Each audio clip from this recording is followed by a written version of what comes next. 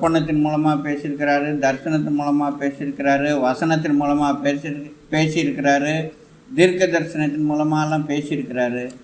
பேசின வார்த்தைக்கெல்லாம் நம்ம செவி கொடுத்துருக்குறோமா என்பதை இந்த இரவு வேளையில் நம்ம ஆராய்ந்து பார்க்குறவர்களாக இருக்க வேண்டும். அன்பு தேவனுடைய பிள்ளை, தேவன் பார்த்திங்கன்னா நம்மளோடு பேசி இடைப்படுவது என்னென்னா அநேக காரியங்களில் நம்மளை சரியாக்குவதற்காக தான். இந்த எபிரேயர் 12 25 நாம் பார்க்கும் பொழுது அதில் அவர் சொல்கிறாரு, பேசுகிறவருக்கு நீங்கள் செவி கொடுக்க மாட்டோம் என்று விலகாதபடி எச்சரிக்கையாக இருங்கள். ஏனெனில் பூமியிலே பேசினவருக்கு செவி கொடுக்க மாட்டோம் என்று விலகினவர்கள் தப்பி போகாமல் இருக்க, பரலோகத்திலிருந்து பேசுகிறவரை நாம் விட்டு விலகினால் எப்படி தப்பி போகணும்னு பாருங்கள். அதாவது என்னென்னா, பேசினவங்களுக்கு செவி கொடுக்க மாட்டோம். பூமியில் பேசினவங்களுக்கு, பூமியில் மோசை மூலமாக தேவன் பேசினார், தீர்க்கதரிசனம் மூலமாக பேசினார், அநேக வார்த்தை வசனத்தின் மூலமாலாம் தேவன் தம்முடைய பிள்ளைகளோடு இடைப்பட்டு அந்த இஸ்ரேல் ஜனங்களோடு எல்லாம் அநேக காரியங்களை எல்லாம் பேசிகிட்டே வந்தார். நீங்கள் இப்படி தான் நடக்க வேண்டும், இப்படி தான் செயல்பட வேண்டும், என்னென்ன காரியத்தை தான் செய்ய வேண்டும்னு. ஆனால் அவங்க என்னென்னா அந்த வார்த்தைக்கு எல்லாம் செவி கொடுக்கல. வழியிலே பார்த்திங்கன்னா அவங்க எல்லாம் அழிக்கப்பட்டார்கள். பேசின வார்த்தைக்கு பார்த்திங்கன்னா செவி கொடுக்கல, கீழ்ப்படியில் முரட்டாட்டம் பண்ணினாங்க. அவரை பார்த்திங்கன்னா அவரை என்னென்னா பரீட்சை பார்த்தார்கள், முறுமுறுத்தார்கள். இப்படிப்பட்ட காரியத்தை தான் செய்தார்களே ஒழிய அவர் சொன்ன காரியத்துக்கு செவி கொடுக்கவே இல்லை. அதனால தான் அந்த எபிரேயரில் அப்போஸ்தலனாகிய பவுல் சொல்கிறாரு, பூமியில் பேசினவருக்கு செவி கொடுக்க மாட்டோம் என்று எண்ணினவர்கள் எல்லாம் தப்பிக்க முடியல. அவங்களால எல்லாம் வனாந்தரத்திலே அழிக்கப்பட்டார்கள். அப்படிப்பட்டவங்களையே தேவன் என்னன்னா தப்பி போகாமல் இருக்க பரலோகத்திலேருந்து இப்போ நம்மளோடு பேசி கொண்டிருக்கிறார் ஆண்டவர். பரலோகத்திலேருந்து பேசி கொண்டு இருக்கிறவருக்கு நீங்கள் செவி கொடுக்கலன்னா எப்படி நீங்கள் என்னென்னா தப்பிக்கொள்வீர்கள்னு அவர் கேட்குறாரு. அன்பு தேவனுடைய பிள்ளை, தேவனுடைய வருகை வெகு சீக்கிரமாக இருக்கிறதுக்கு. அதுக்கு அடுத்த வசனத்திலே அவர் சொல்கிறாரு, அவருடைய சத்தம் பார்த்திங்கன்னா, அப்பொழுது பூமியை அசைய பண்ணிட்டு, இன்னும் ஒரு தரம் நான் பூமியை மாத்திரமல்ல வானத்தையும் அசைய பண்ணுவேன் என்று இப்பொழுது வாக்குத்தத்தம் செய்திருக்கிறாரு. பாருங்கள், அவருடைய வருகை நாட்களில் இப்படிப்பட்ட காரியங்கள் நடக்க போகுது. யாருமே தப்ப முடியாது. அநேகர் நினைக்கிறாங்க ஏதோ வெளியே பார்த்திங்கன்னா பரிசுத்தவான் மாரி வேஷம் போட்டுக்கொண்டு வெளியே பரிசுத்தவான் போல் காண்பித்து கொண்டு அநேக காரியங்களை பார்த்திங்கன்னா பண்ணி கொண்டே இருக்கிறாங்க. ஆனால் என்னென்னா ஆண்டவருடைய வருகை வெகு சீக்கிரமாக இருக்குது. அவர் பரலோகத்துலேருந்து இப்போ நம்மளோடு பேசுகிறாரு, இடைப்படுறாரு. ஜெபத்தின் மூலமாக நம்ம ஜெபத்தில் நம்ம தரித்திருக்கும் பொழுது நம்மளோடு பேசுகிறாரு. அநேக காரியங்கள் எல்லாம் தேவன், அநேக சிச்சைகளை கூட தேவன் நமக்கு தராரு. அவருடைய பாதையை விட்டு விலகும் பொழுது அநேக சிச்சைகளை தேவன் கொடுத்து கொண்டே வராரு. இந்த அதிகாரத்தில் ஆரம்பத்தில் பார்த்திங்கன்னா அவர் சிச்சையை குறித்து தான் சொல்லிகிட்டே வராரு. கிட்டத்தட்ட ஒரு 4வது வசனத்துலேருந்து 14ஆம் வசனம் வரை கிட்டத்தட்ட ஒரு 10 வசனம் வரைக்கும் அந்த சிச்சையை குறித்தே சொல்லிகிட்டே வராரு. இப்படிப்பட்ட சிச்சையெல்லாம் என்னென்னா தற்காலத்தில் உங்களுக்கு என்னென்னா கஷ்டமாக தெரியும். ஆனால் அதில் நீங்கள்லாம் பழகிட்டிங்கன்னா உங்களுக்கு என்னென்னா அதை பற்றி என்னென்னா ஒரு பெரிய பிரச்சனையாகவே உங்களுக்கு இருக்காது. தகப்பன் தான் நேசிக்கிற புத்திரனை சிட்சிக்கிறது போல தான் கர்த்தரும் என்னென்னா சிட்சிக்கிறாருன்னு சொல்லப்பட்டிருக்குது. நம்முடைய வாழ்க்கையில் நம்ம அப்படிப்பட்ட காரியங்கள் அவருடைய பாதையை விட்டு வழி விலகும் பொழுது சில சிச்சைகள் நம்முடைய வாழ்க்கையில் காணப்படுது. உடனே நம்ம என்னென்னா சோர்ந்து போயிடுறோம். ஆமாம், நான் ஜெபம் பண்ணி என்ன ஆச்சு, எனக்கு தான் இப்படிப்பட்ட காரியம் நடக்குது. தகப்பன் தான் நேசிக்கிற புத்திரனே சிட்சிக்க தான் செய்கிறாரு. எதற்காக அவர் சிட்சிக்கிறாரு? நம்முடைய பாதையை விட்டு வழி விலகக்கூடாது என்பதற்காக தான். மற்றபடி நம்மளை என்னென்னா அழிப்பதற்காக அவர் சிட்சிப்பதே கிடையாது. அன்பு தேவனுடைய பிள்ளைய, நம்ம பாருங்கள், சீயோன் மலையின் இடத்துல நம்ம வந்திருக்கிறோம். அந்த நகரத்துக்காக நம்ம காத்திருக்கிறோம். நம்முடைய வாழ்க்கையில் அவர் கொடுத்த வார்த்தைகளுக்கு நம்ம முற்றிலுமாக செவி கொடுத்து அதுக்கு அப்படியே நம்ம கீழ்ப்படுகிறோமா என்பதை இந்த இரவு வேளையில் நம்ம ஆராய்ந்து பார்ப்போம்.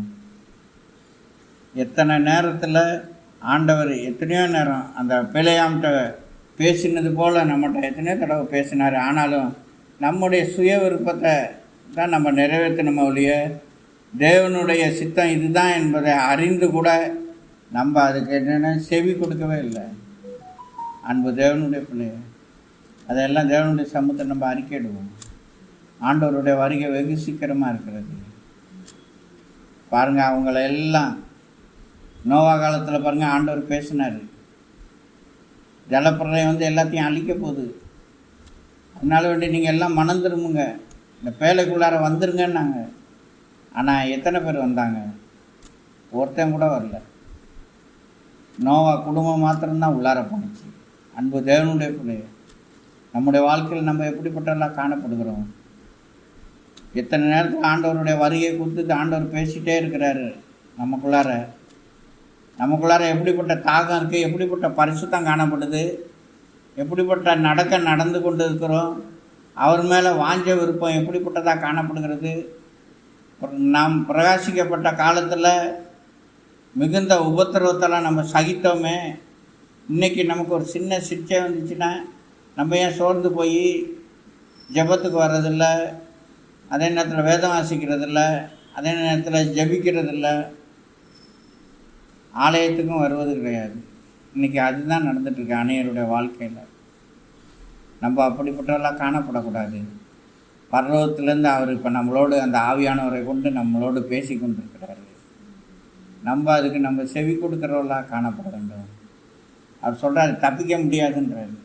யாராக இருந்தாலுமே மொத்தத்திலே அவர் சொல்கிறார், பூமியில் இருந்து பேசினவர்களுக்கே நீங்கள் செவி கொடுக்க மாட்டோம் என்று சொன்னங்கள்லாம் அழிக்கப்படும் பொழுது அவங்க தப்பி போகாமல் இருக்க, பரலோகத்திலிருந்து பேசினவருக்கு நீங்கள் செவி கொடுக்கலன்னா நீங்கள் எப்படி தப்பிக்க முடியுன்றார்.